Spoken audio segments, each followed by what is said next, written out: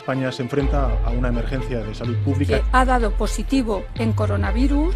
De momento no se puede salir y estamos diagnosticados. Test, test, test. Before it goes absolutely explosive.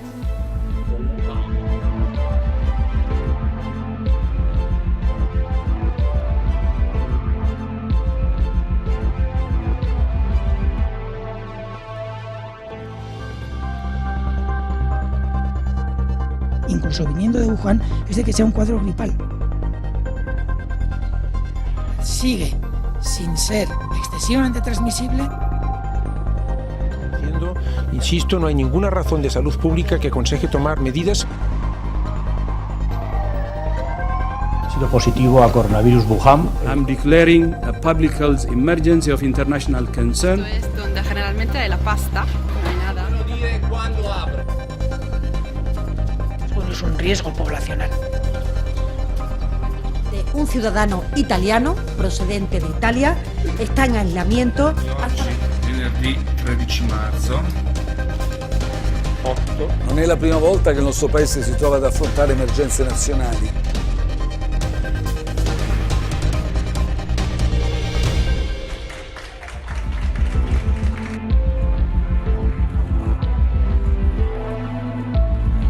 Ahora mismo estamos hablando posiblemente de alguna zona concreta de la Comunidad de Madrid.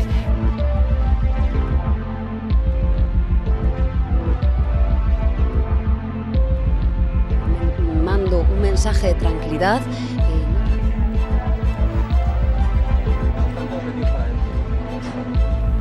Que te entreguen unas cenizas durante los próximos 2 meses. De la que tenemos muchísimo cariño, ves cómo se van y no puedes hacer nada. Estamos reutilizando dispositivos que en principio son de un solo uso. Lo que no es justo es que salgas a correr, gilipollas. No lo entienden, pero están poniendo el riesgo no solo suyo, sino el de toda la ciudadanía. Ha llegado la hora de conseguir nuestra mejor victoria.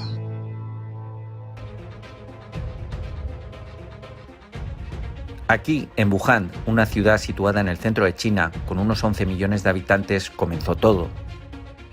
Se desconoce quién es el paciente cero, pero sí hay indicios de quién fue el número 1. Sería una persona de 55 años, natural de Hubei y que se infectó a mediados de noviembre de 2019.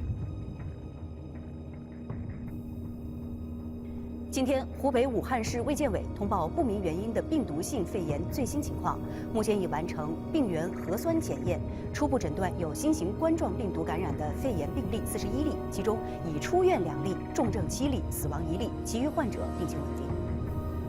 En ese momento todavía se desconocía que la enfermedad se iba a bautizar como COVID-19.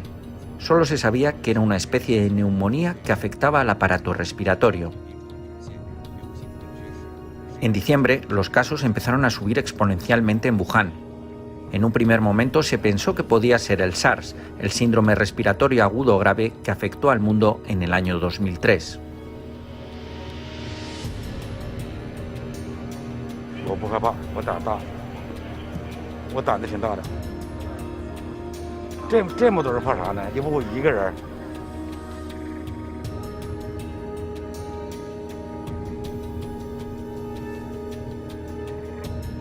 Las autoridades chinas reportan a la Organización Mundial de la Salud los casos registrados a finales del mes de diciembre de 2019. Se empiezan a tomar medidas.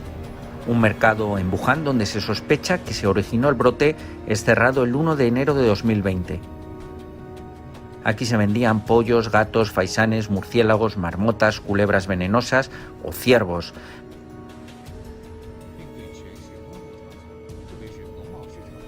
Las personas con síntomas comienzan a ser aisladas, en total unas 700. El 7 de enero de 2020 las autoridades sanitarias chinas descartan que sea el SARS e identifican el virus como un nuevo coronavirus que se bautiza con el año en que se descubre, COVID-19. El origen del brote está en un mercado de pescados de la ciudad china, aunque aún no se ha podido determinar qué animales están implicados en la infección.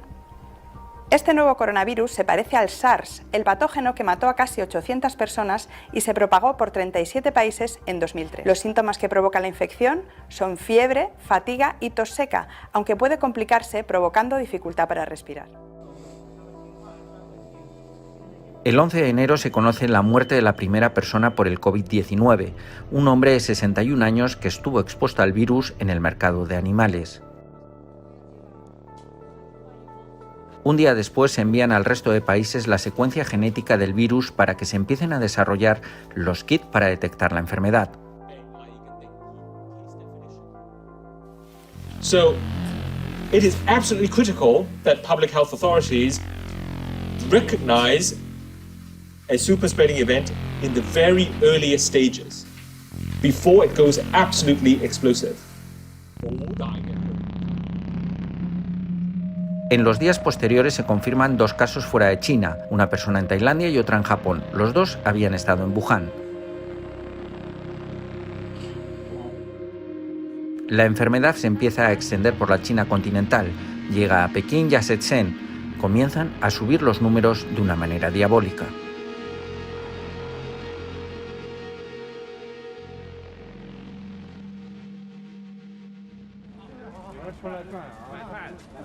Las autoridades chinas y de todo el mundo no reaccionan a lo que estaba ocurriendo. Parece que el problema es de otros y como en el poema de Bertolt Brecht, hasta que no le toca a uno de lleno no se reacciona. Esa reflexión la haría el presidente de El Salvador con los primeros casos de COVID-19 en su país. La situación en la que estamos en el mundo es muy grave y eso ya todos lo sabemos. Hemos visto las imágenes de China, hemos visto las imágenes de Italia, hemos visto las imágenes de Francia, hemos visto las imágenes de España. Pero muchos piensan, cuando estaban en China, decían, no, ahí se va a quedar en China, falta mucho para que venga a El Salvador. Cuando vieron las imágenes en Italia, dijeron, bueno, o en Corea del Sur, en los países asiáticos, dijeron, está en Asia.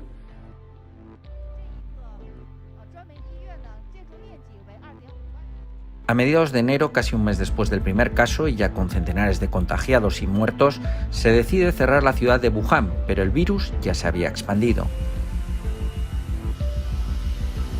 Nos hemos levantado con la noticia de que hay otras 5 ciudades de la provincia de Hebei que están también bloqueadas. Las calles hoy siguen vacías, al igual que ayer. La gente ha preferido quedarse en sus casas. Sobre lo que está ocurriendo en China hay un sentimiento de que se está engañando la opinión pública mundial y que hay más muertos e infectados. Se conoce la historia de Li Wenlian, un médico que quiso alertar de lo que estaba sucediendo y llegó a ser arrestado. A la semana se infectó con el COVID-19 y falleció. Con el tiempo, las autoridades chinas reconocieron su error por detenerle y ahora se le considera un héroe. El 25 de enero se produce la primera reacción del gobierno español. Fernando Simón, el director del Centro de Coordinación de Alerta y Emergencias del Ministerio de Sanidad, asegura que es muy poco probable que se importen casos de China y que es como una gripe común. Pero la población ahora mismo yo creo que tiene que tener un nivel de percepción de riesgo incluso muy bajo. Cualquier sintomatología, la probabilidad más alta y con mucha diferencia, incluso viniendo de Wuhan, es de que sea un cuadro gripal. A finales de enero, los gobiernos extranjeros deciden repatriar a sus ciudadanos que han estado en Wuhan o están en peligro por el virus. España repatria a 21 personas, entre ellas el periodista de El Mundo, Lucas de la Cal. Definitivamente entraremos en el aeropuerto, nos hará un segundo control de temperatura y si tenemos suerte y ninguno damos fiebre, nos montaremos en el avión que irá a escalar en Londres y luego para Madrid. A pesar de todo, tanto desde Europa y América se sigue pensando que la enfermedad por ahora es un problema de China que hay que estudiar. Estados Unidos empieza a pensar en sus primeras medidas como cancelar vuelos procedentes de China. Options for dealing with infectious disease spread have to be on the table, including travel restrictions. But diseases are not terribly good at respecting borders. So we would have to assess carefully whether the evidence recommends any steps beyond the thoroughly tested methods I just described. El 30 de enero, la Organización Mundial de la Salud declara la alerta sanitaria global. En China hay más de 9.000 infectados y 23 países ya tienen pacientes contagiados. I'm declaring a public health emergency of international concern over the global outbreak of novel coronavirus. The main reason for this declaration is not because of what is happening in China, but because of what is happening in other countries.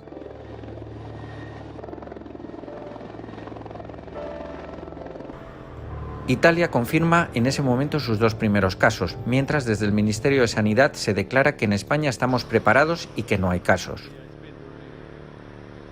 Hay indicios, obviamente esto hay que verificarlo, hay que tener mucho cuidado con esos datos, pueden ser muy preliminares y puede cambiar de un día a otro en un sentido y en el otro, pero sí que hay indicios de que esta enfermedad sigue sin ser excesivamente transmisible, sigue habiendo una sola zona, una sola provincia de China con transmisión comunitaria real, en otras zonas hay una transmisión limitada y controlada, y por lo tanto parece, además con el número de casos nuevos que van notificándose día a día, parece que la epidemia tiene posibilidades de empezar a remitir. Justo el día después, el 31 de enero, se conoce el primer caso en territorio español. Un turista alemán en La Gomera se contagió en su país de origen. El presidente de España habla así por primera vez del coronavirus. Es 1 de febrero. Presidente. Preocupar preocupa, pero sobre todo creo que tenemos un sistema nacional de salud fantástico. Hay que dar confianza a nuestro personal técnico y desde luego estamos en buenas manos. Gracias. 9 días después, en España se conoce un segundo caso, también importado. Se trata de un turista británico. De los 4, solamente ha sido positivo a coronavirus Wuhan, el correspondiente a la muestra del padre.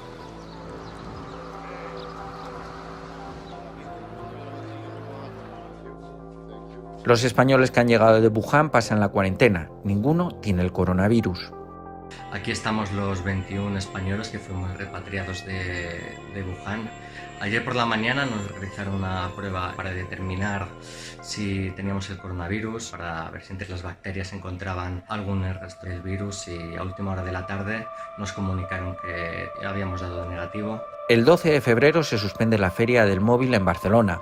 Las autoridades españolas insisten en que se podía haber celebrado sin problema alguno, que no se corrían riesgos. Respeto todas las decisiones que se puedan tomar, no conocemos todavía ninguna. Lo que les digo es que nosotros, en base al criterio de los expertos y en base al seguimiento diario que estamos haciendo, insisto, no hay ninguna razón de salud pública que aconseje tomar medidas que, si hubiera que tomar, las tomaría el Gobierno de España en colaboración y en coordinación con las comunidades autónomas. A partir de aquí, no puede ser de otra manera, respeto a cualquier decisión que pueda tomar cualquier entidad privada o cualquier organización privada.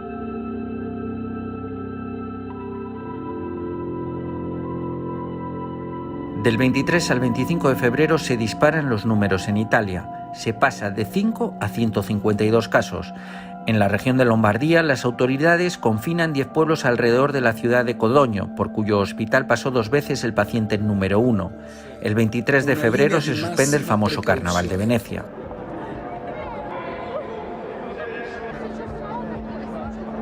Están cerrando muchísimos establecimientos. Hemos preferido cerrar el restaurante hasta que esta situación de alarma desaparezca. Pero conciertos, eventos deportivos, religiosos. En el caso de que la gente viva desde una zona en cuarentena, que directamente no venga a trabajar.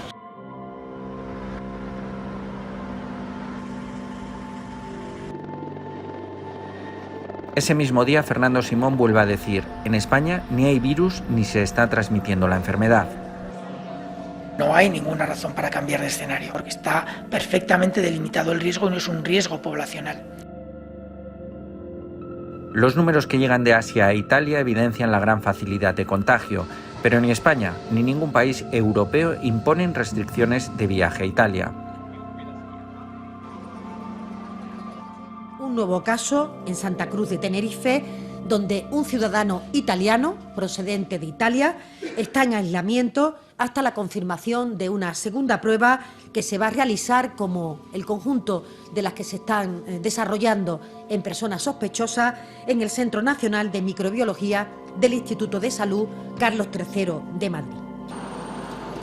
El 26 de febrero se produce el primer caso de transmisión local en Sevilla. Se trata de un hombre de 62 años que no había viajado a ninguna zona de riesgo. He tenido contacto con extranjeros, no he estado en zonas de riesgo.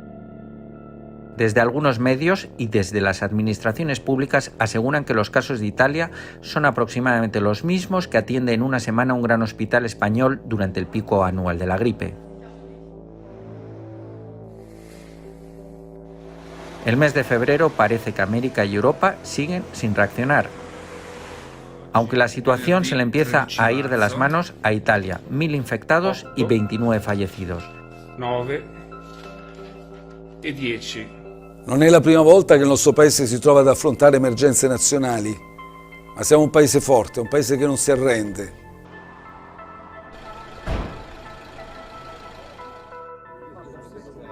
Francia, con 73 casos, comienza a actuar y cancela las reuniones de más de 5.000 personas.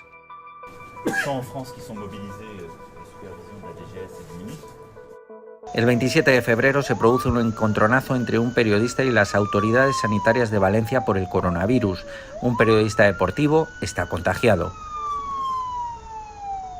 No he insultado a nadie, yo estoy haciendo mi trabajo. Le voy a contestar, si usted me permite. En primer lugar, cuando usted dice que le da lo mismo los protocolos... No, yo no he dicho que le da lo mismo. Digo que estoy cansado ya de escuchar protocolos, pero usted no me contesta. Pero a mí, vamos a ver, usted le puede parecer que está cansado de que yo traslade la información. Es un cargo público y tiene que contestar a los ciudadanos. Estoy hablando perfectamente.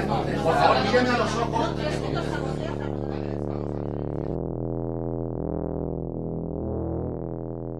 El 28 de febrero, la Organización Mundial de la Salud vuelve a alertar de los riesgos y está pensando en calificar la enfermedad de pandemia.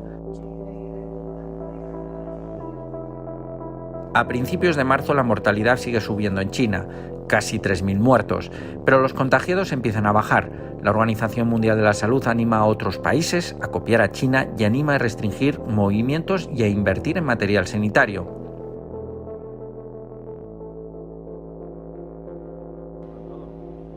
El 2 de marzo, en la comparecencia de Fernando Simón, se habla de la posibilidad de cambiar el escenario. Ya hay un centenar de contagiados.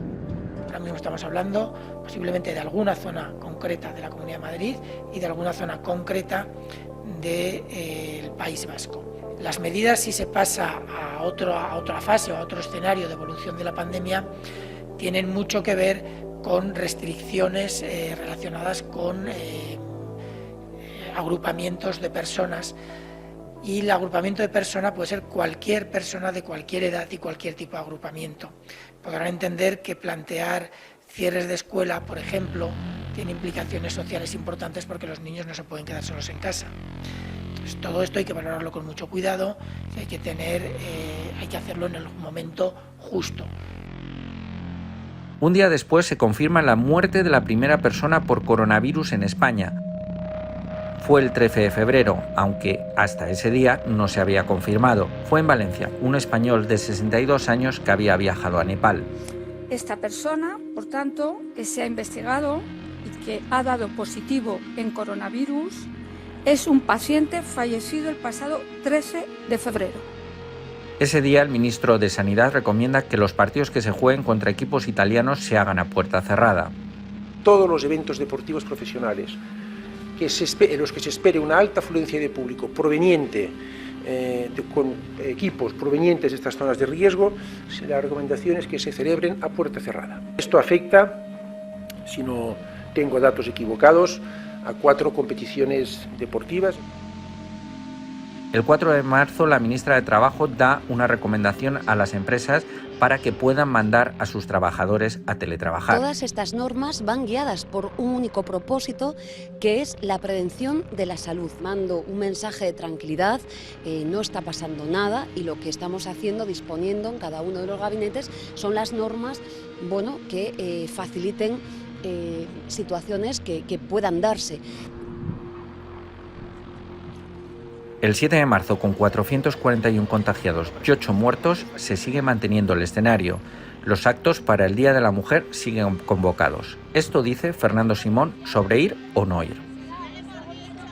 Si mi hijo me pregunta si puede ir, le voy a decir que haga lo que quiera. Varios ministros del gobierno animan a los ciudadanos a participar en la manifestación. Ese mismo día, el ministro de Sanidad descarta cerrar las escuelas y lo que se recomienda es, al que tenga síntomas, que se quede en casa. Quiero recalcar la importancia de que aquellas personas que presenten síntomas no asistan a las manifestaciones y aquellas personas que presenten síntomas, por favor, se dirijan a sus domicilios y se autoaíslen contactando con las autoridades sanitarias.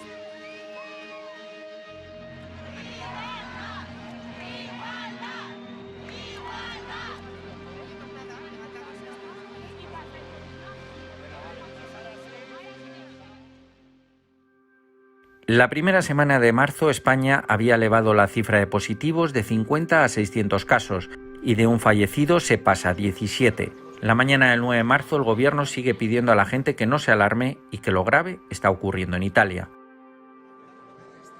El problema a nivel europeo, centrado obviamente en Italia, que tiene ya por encima, bastante por encima de los 7.000 casos, lo cual, con las medidas que están tomando, tendríamos que empezar a ver un posible descenso de casos.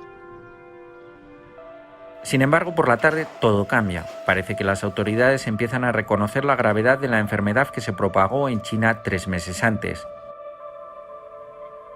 El Ministerio de Sanidad informa que hay 28 fallecidos y 1.200 positivos, más del doble que el día anterior. Madrid es el foco principal.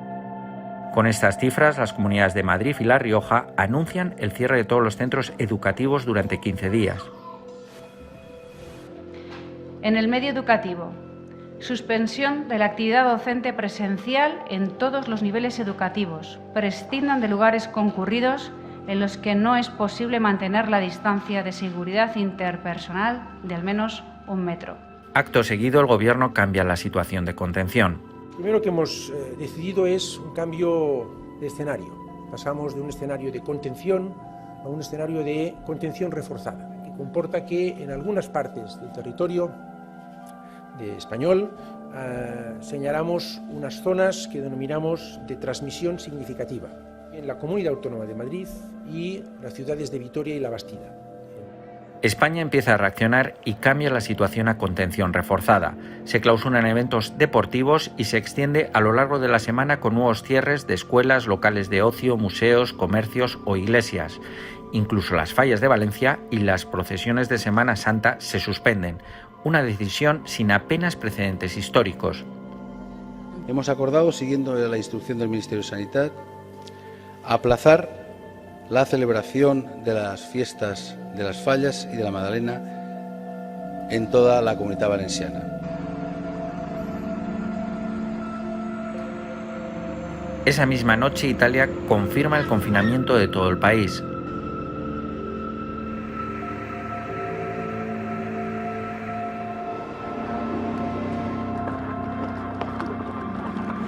La Organización Mundial de la Salud califica definitivamente el virus como una pandemia. We have therefore made the assessment that COVID-19 can be characterized as a pandemic. Pandemic is not a word to use lightly or carelessly. It's a word that, if misused, can cause unreasonable fear or unjustified acceptance that the fight is over, leading to unnecessary suffering and death. Las empresas comienzan a mandar a sus empleados a teletrabajar. La bolsa se hunde, se empiezan a vaciar supermercados y cunde el pánico. La enfermedad es una realidad en España. Ya no es un problema solo de los chinos. De momento no se puede salir, estamos diagnosticados, pues hay que tomarlo con mucha calmita. Una habitación para mí solo, tengo un baño también de uso exclusivo para el enfermo, tengo contacto con la familia para pedir cosas. Empiezan a salir positivos en políticos que estuvieron en la manifestación del 8M, como las ministras Irene Montero y Carolina Darias. También empiezan a salir positivos del acto que celebró Vox ese mismo día. Uno de sus líderes, Javier Ortega Smith, tiene el COVID-19. Días después, el presidente de esta formación, Santiago Abascal, también daría positivo. Los contagiados siguen subiendo, la situación es insostenible. El sábado se convoca un Consejo de Ministros extraordinario, dura 7 horas y media, se toman medidas drásticas, se decreta el estado de alarma y se confina a todos los españoles en sus casas. Comparezco para dar cuenta del Consejo de Ministros extraordinario en el que hemos aprobado el ya anunciado estado de alarma y las medidas que este implicará para hacer frente al coronavirus, al COVID-19. Como saben, España se enfrenta a una emergencia de salud pública que requiere decisiones extraordinarias. A partir de ese momento, nuestra forma de pensar empieza a cambiar. Somos conscientes de que el virus nos puede afectar a todos. Buscamos nuestros héroes en la sanidad.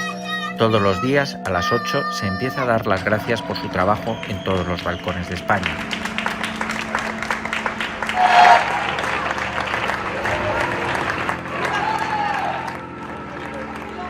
Empezamos a ver cómo grandes fortunas como Amancio Ortega, Ana Botín, los actores Javier Bardem y Penélope Cruz o los deportistas Rafa Nadal y Pau Gasol empiezan a donar material y dinero a la sanidad.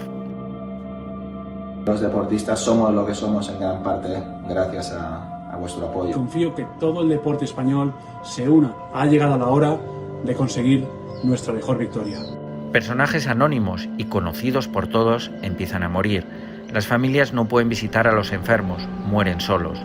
No se pueden realizar funerales ni entierros. Entró por una cosa y ha salido por otra.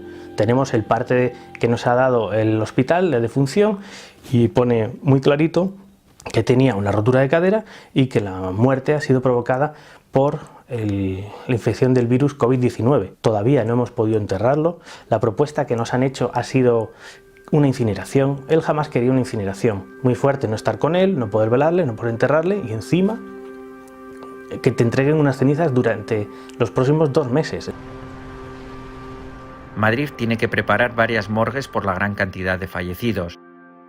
Las residencias de ancianos se convierten en la zona cero de esta enfermedad. La emergencia sanitaria en España es una realidad. La sanidad está sobrepasada.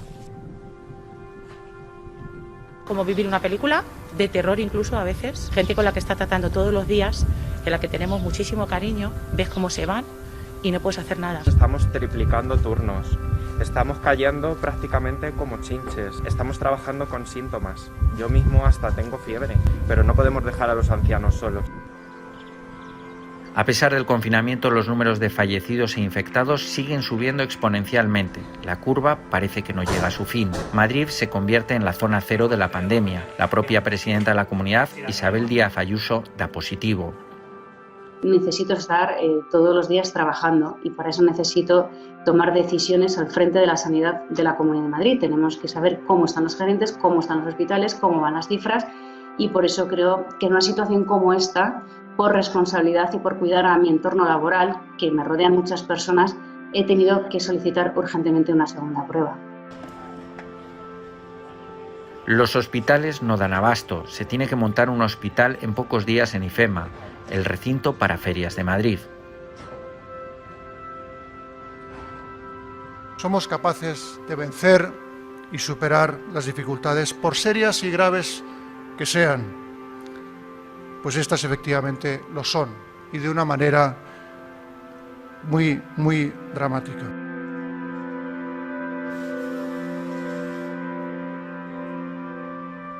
España pasa en poco tiempo a situarse en el segundo puesto de infectados, cuando al principio de la crisis éramos el 10º y empezamos a superar a países como Italia, China o Corea del Sur, un país que basó su fuerza para bajar la curva en hacer test, como decía la Organización Mundial de la Salud. You cannot fight a fire blindfolded, and we cannot stop this pandemic if we don't know who is infected. We have a simple message for all countries: test, test, test. Algo que España no hizo hasta pasado una semana del confinamiento, y no sin polémica. Los test que compró España a China eran defectuosos. Este producto tenía todas las garantías, tenía el certificado necesario para operar en la Unión Europea, pero nosotros evidentemente hacemos las comprobaciones cuando llega el producto y se detectó que no tenía el nivel de fiabilidad requerido. Tampoco los sanitarios o las fuerzas de seguridad han contado con la protección suficiente. No salgan de sus casas. Por eso España es uno de los países donde más enfermeros y médicos se han contagiado. Se está creando situaciones de estrés y ansiedad. Necesitamos más que nunca el cuidado de nuestro personal. Estamos reutilizando dispositivos que en principio son de un solo uso. Las mascarillas que estamos utilizando solamente tienen validez de 7 horas y hacemos utilizando para 15 días o un mes. Sobre todo que nos falta mucho material, nos faltan equipos de protección individual, sobre todo batas impermeables y mascarillas.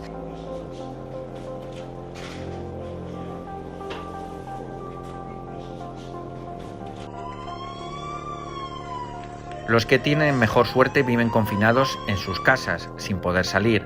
Empezamos a cambiar nuestras rutinas, teletrabajo. Nos acostumbramos a ver vídeos de cómo hacer ejercicio en casa. Tenemos un cojín que seguramente podáis encontrar por casa. Lo vamos a colocar entre las rodillas, así que junta los pies y las rodillas hasta que consigas presionarlo, que no se caiga.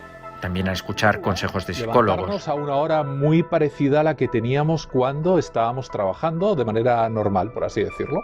Ducharnos, por supuesto, acicalarnos, ponernos más o menos guapos, como lo más que podamos, ¿no? El virus arrasó nuestra rutina, nuestra vida, nuestras esperanzas. Seguimos viendo vídeos de curvas buscando la esperanza de que la cuarentena termine pronto. Desgraciadamente no se puede decir un día exacto porque hay varios factores que nos impiden determinar con exactitud cuándo podremos recuperar la normalidad.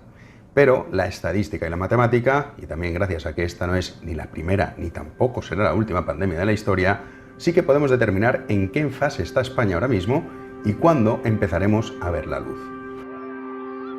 Lo que no es justo es que salgas a correr, gilipollas, poniendo en riesgo... Vemos imágenes de cómo la gente se quiere saltar la cuarentena y tienen que ser detenidos por la policía. Ellos no lo entienden, pero están poniendo el riesgo no solo suyo, sino el de toda la ciudadanía.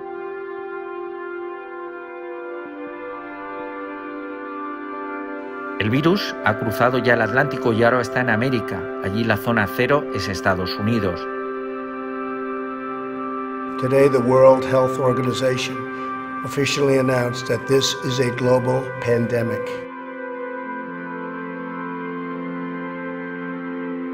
A pesar de que Donald Trump actuó prohibiendo vuelos de Europa o de China, la enfermedad se está expandiendo y ya es el país con más contagiados del mundo.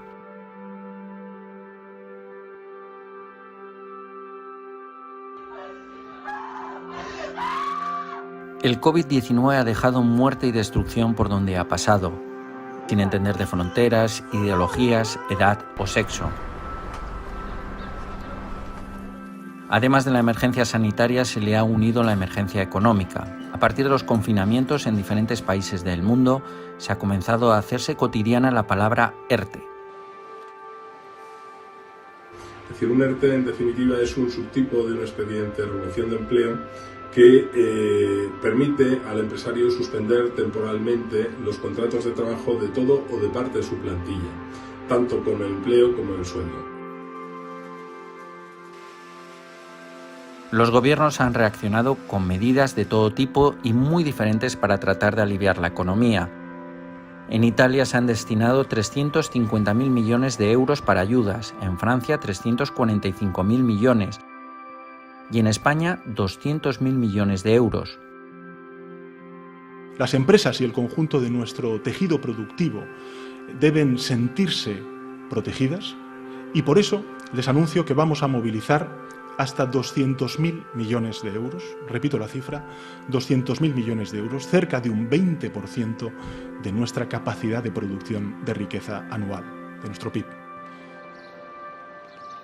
Una de las medidas económicas más aplaudidas en el mundo fue la del presidente de El Salvador, que con tan solo 4 casos de COVID-19 en su país comenzó la cuarentena. Los pagos de agua, los pagos de teléfono, los pagos de internet, los pagos de cable, los pagos de alquiler, los pagos de bancos, los pagos de tarjetas de crédito, los pagos de hipoteca. Entonces no hay pagos. El debate sobre si cerrar las economías del país o dejar que toda una población se infecte siempre ha estado ahí. El primer ministro británico tardó en confinar a la población alegando a la economía.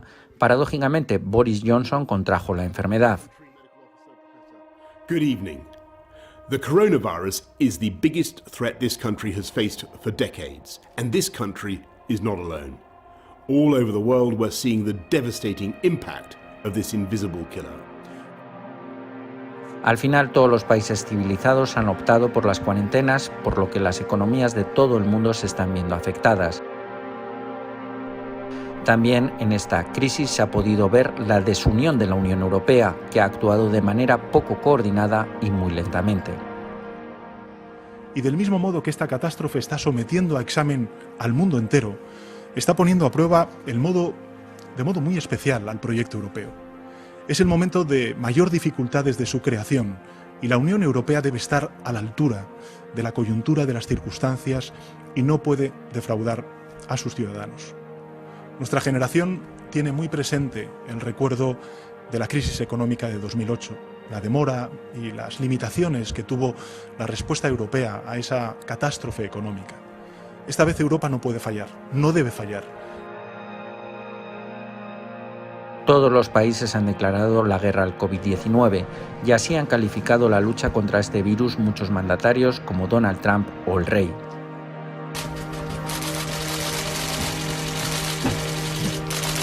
We will be invoking the Defense Production Act. Y no nos va a temblar la mano para ganar al virus. Tenéis nuestra mayor admiración, respeto, nuestro total apoyo. Sois la vanguardia de España en la lucha contra esta enfermedad. Sois nuestra primera línea de defensa. Y a lo que se refiere económicamente, lo que nos viene después de este virus se asemeja mucho a lo que ocurrió en el mundo tras la Primera Guerra Mundial, la Segunda Guerra Mundial o nuestra propia guerra civil.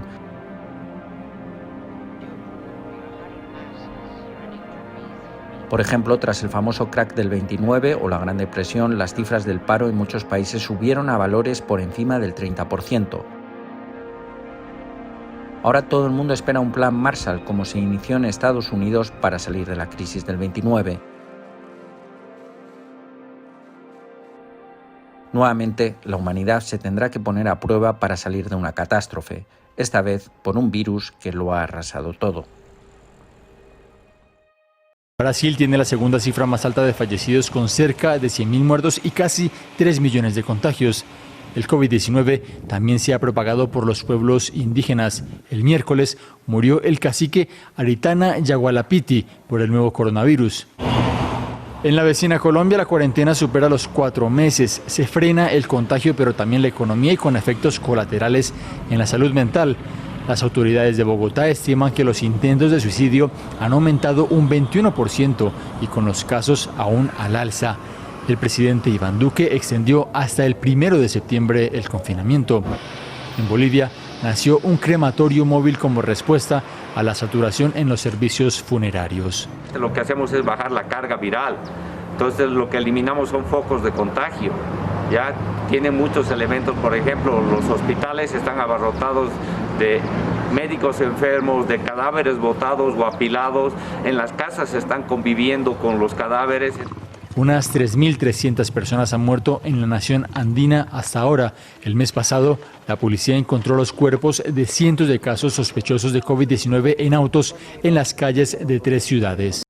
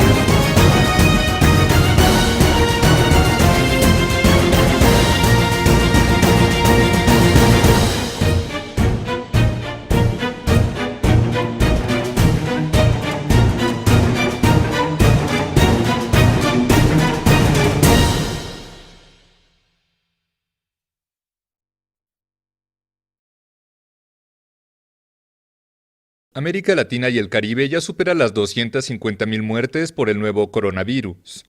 La región es también la que registra más contagios en el mundo, con más de 6 millones de casos, con Brasil, Perú y México entre los más afectados. Argentina registró el jueves 8.225 contagios de COVID-19, la mayor cifra para un solo día desde que se declaró la pandemia. El cómputo global de infecciones ya supera los 320.000, con más de 6.500 fallecidos. La tasa de letalidad en Argentina se calcula en 115 por cada millón de personas, en un país de 44 millones. Mientras tanto, en Perú, el gobierno lanzó operativos médicos casa por casa en barrios vulnerables de Lima y en territorios provinciales, en busca de contener una aceleración de la pandemia. Tras realizar las pruebas de coronavirus, los equipos de emergencia entregaron medicinas a algunas personas enfermas. A quienes dieron positivo al test, les entregaron víveres para que cumplan cuarentena en sus hogares. El Perú está haciendo intervenciones focalizadas para poder priorizar la atención en poblaciones vulnerables. Estas poblaciones vulnerables son los adultos mayores y aquellas personas que padecen de alguna comorbilidad. El gobierno peruano había sido criticado por no brindar servicios de atención preventivos a poblaciones vulnerables. Yo ya lo pasé por esta enfermedad. Gracias a Dios estoy para poder comunicarme con ustedes, ¿no? Pero me hubiera gustado que me hubieran hecho caso el momento que yo le he llamado, le he pedido auxilio, que puede decir, y no han venido. Con 33 millones de habitantes, Perú es el tercero en América Latina en decesos por la pandemia, con más de 26.000, después de Brasil y México. Además, es el segundo en contagios, con 558.000, por detrás del gigante sudamericano.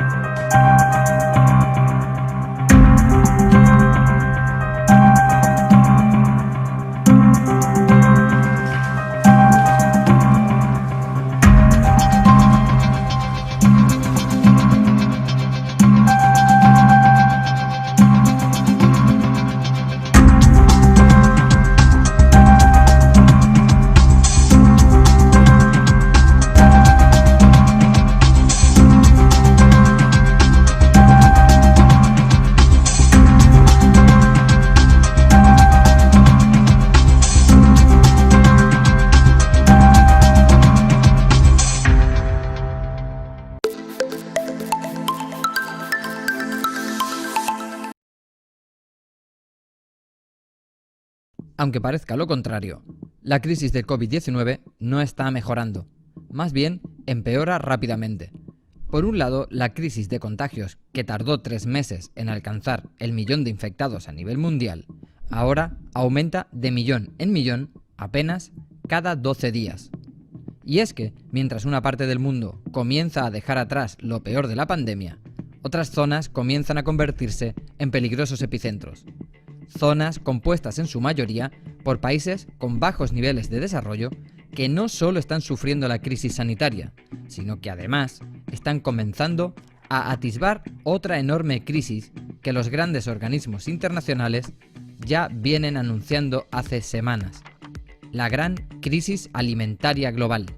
Una crisis que se calcula pondría en riesgo de hambruna a más de 265 millones de personas, lo que supone el doble de los cálculos previos a la pandemia de COVID para 2020. Pero la razón de esta crisis no es lo que imaginan, no es que falten alimentos. De hecho, todos los datos indican que este año está siendo un año de abundantes cosechas en general. Pero la crisis alimentaria que llega es por todo lo contrario.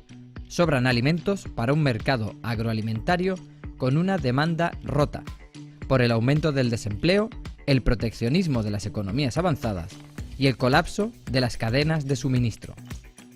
Una crisis que obligará a los más empobrecidos a elegir entre proteger la salud o proteger los medios de vida. La pandemia del coronavirus se expande por más de 180 países. Está amenazando a los sistemas de salud menos menos desarrollados y afectando a la economía y mercados. Esto sumado a las crisis humanitarias ya existentes crea una tormenta perfecta que amenaza con desencadenar hambrunas de proporciones bíblicas. Según advirtió el jefe del Programa Mundial de Alimentos de la ONU, David Beasley, el mundo está al borde de una posible pandemia de hambre, mientras múltiples gobiernos de todo el mundo batallan contra la pandemia del COVID-19. ¿Qué países corren riesgo de una hambruna debido al coronavirus? 1. Yemen. Incluso antes de que comenzara la guerra en Yemen, el país era el más pobre del mundo árabe. Pero desde que una coalición liderada por Arabia Saudita intervino en el conflicto contra los rebeldes hutíes de Yemen en 2015, la situación humanitaria del país se ha deteriorado aún más. 2. República Democrática del Congo. Más del 15% de la población del país sufre de inseguridad alimentaria grave, lo que significa que se encuentran entre las 30 millones de personas en zonas de guerra alrededor del mundo que dependen casi por completo de la ayuda que reciben. 3. Venezuela. De acuerdo con el estudio, son más de 2 millones de venezolanos, que equivalen al 7,9% de la población, los que se encuentran en una situación de inseguridad alimentaria severa. La crisis se ha visto acompañada de la hiperinflación, una subida constante y acelerada de los precios, lo que ha llevado a que un 59% de los hogares no cuenten con ingresos suficientes para comprar comida. 4. Sudán del Sur. El hambre y la desnutrición en Sudán del Sur se encuentran en los niveles más extremos desde el 2011. Casi el 60% de la población lucha por conseguir alimentos a diario. 5. Afganistán. Afganistán, otro país devastado por los conflictos, había sufrido casi 2 décadas de guerra cuando Estados Unidos lo invadió en 2001. Casi 20 años después, más de la mitad de la población vive por debajo del umbral de la pobreza.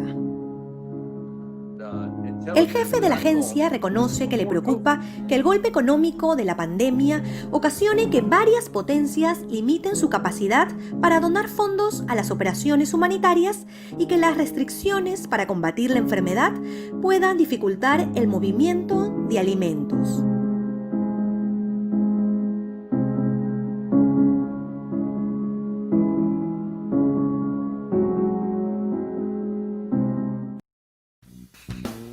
Todos conocemos en mayor o menor medida la historia del coronavirus y los efectos que ha tenido en casi todos los países del mundo. También sabemos que hay países más perjudicados que otros a causa del virus. Unos, a pesar de que tenían todas las probabilidades en su contra, han contenido el virus, y otros, que tuvieron semanas de anticipación para tomar decisiones frente al problema que se avecinaba, tienen un enemigo invisible en sus países causando incertidumbre total. El virus comenzó en Asia y por lógica tendría que ser el continente más afectado por este virus. Sin embargo, no es así. Si tomamos los 10 países asiáticos con más contagiados por el coronavirus, incluyendo a China, el total de contagiados al 25 de marzo de 2020 era de 97.516. Si hacemos el mismo ejercicio con los 10 países no asiáticos con más contagiados, tenemos un total de 286.691. La población total del grupo de países asiáticos es 3.426 millones de personas y del otro grupo es 771 millones de personas. Es decir, que proporcionalmente el primer grupo tiene 0.28 infectados por cada 10.000 habitantes y el segundo tiene 3.71 por cada 10.000 habitantes. En otras palabras, la tasa es 13 veces mayor en el segundo grupo. ¿Cómo se pueden explicar estas cifras teniendo en cuenta que por su cercanía a China, estos países tendrían que estar sufriendo al menos a la misma intensidad que lo están haciendo el resto de países occidentales? La mayoría de estos países tienen altos índices de densidad poblacional, lo cual los hace más propensos a una rápida propagación del virus. Singapur y Hong Kong son 2 de los territorios con mayor densidad poblacional en el mundo. Aún así, apenas llegan a los 1.000 infectados por el virus al día de hoy. En Japón, la población mayor de 65 años supera los 30 millones, que según los expertos son los más propensos a ser contagiados gravemente por el coronavirus. Sin embargo, el país apenas supera los 1.300 infectados. El aeropuerto internacional de Hong Kong es uno de los más transitados del mundo, lo cual lo convertía en un foco potencial para la propagación del virus, pero a hoy tenía relativamente controlada la situación con menos de 1.000 infectados. Incluso si consideramos un país de la magnitud de China, podemos ver algo interesante. El área de Wuhan, donde inicialmente surgió el virus, tenía 67.801 infectados. Sin embargo, una ciudad cercana como Shanghái, de 24 millones de habitantes, solo tenía 433 contagiados confirmados. Teniendo en cuenta esto, ¿cómo es que los países occidentales resultaron siendo mucho más perjudicados que los asiáticos? Hay dos razones que parecen han sido diferenciales. El primero es la reacción por parte de los gobiernos. En China se construyeron varios hospitales provisionales en tiempo récord, mientras en Estados Unidos el presidente Donald Trump considera que este virus es como cualquier otra enfermedad como la gripa. There's thousands and thousands of people a year to the flu. We don't turn the country off. We lose much more than that to automobile accidents. We didn't call up the automobile company to say stop making. Corea del Sur comenzó a hacer chequeos de temperatura a cada uno de los visitantes que viajaban desde Wuhan desde el 8 de enero. A comienzos de marzo se hacían más de 10.000 pruebas diarias a los ciudadanos. Mientras que en Brasil su presidente criticó a los medios por generar pánico y afirmó que la vida continuaba y que se debían preservar los empleos. Aparte, criticó a los gobiernos locales por tomar medidas estrictas en sus estados. Sim, voltar à normalidade. Algumas poucas autoridades estaduais e municipais devem abandonar o conceito de terra arrasada. En Singapur, cuando se supo del primer caso de contagio llegado desde Wuhan, prohibieron todos los vuelos desde esa ciudad, y todo aquel que llegara de los lugares infectados debía permanecer aislado. Por otro lado, en España no se cancelaron multitudinarias marchas por el 8 de marzo, a pesar de estar en pleno auge de expansión el coronavirus. Se tiene que adaptar a las diferentes situaciones en las que nos encontramos. En general en España va a ser bajo o muy bajo, pero sí que es cierto que en algunos puntos concretos puede ser moderado. El segundo factor diferencial ha sido la cultura. A pesar de que se cancelaron eventos masivos en todo el mundo, en México asistieron más de 40.000 personas a un concierto, a pesar de que a la fecha ya se registraron alrededor de 60 casos de infectados en el país. En Colombia, a pesar de haber decretado una cuarentena nacional obligatoria, miles de ciudadanos salieron al otro día a las calles violando la ley de quedarse en sus casas. El panorama en cuarentena era casi como el cotidiano en las ciudades principales. En Argentina, muchas personas no respetaron la cuarentena y miles fueron multados por incumplir la norma. A ver, estoy empezando a imaginar una Argentina donde lamentablemente actuamos como seres individuales. No voy a generalizar porque gracias a Dios hay muchísima gente que no, pero lamentablemente en esta recorrida desde que salí de casa me encontré mucha más gente que un domingo habitual. A ver, Domi, nosotros... Los asiáticos ya han sufrido varias epidemias recientes, por eso están mejor preparados. Más allá de esto, tienen una mentalidad más colectiva y de respeto a la autoridad, a los mayores, a los jefes y gobernantes. La autorregulación y el respeto a las leyes es parte de su día a día. Muchos países de Occidente están muy lejos de la mayoría de países asiáticos en términos de cultura y educación. No es algo subjetivo. Los números no mienten y lo acaba de mostrar un virus que no conoce fronteras ni riquezas, que tiene el potencial de afectar a cualquiera, pero solo quienes actuaron a tiempo y lo tomaron con seriedad lo pudieron controlar, al menos por ahora. Si te gustó este video, por favor dale me gusta y déjame saber si estás de acuerdo o no.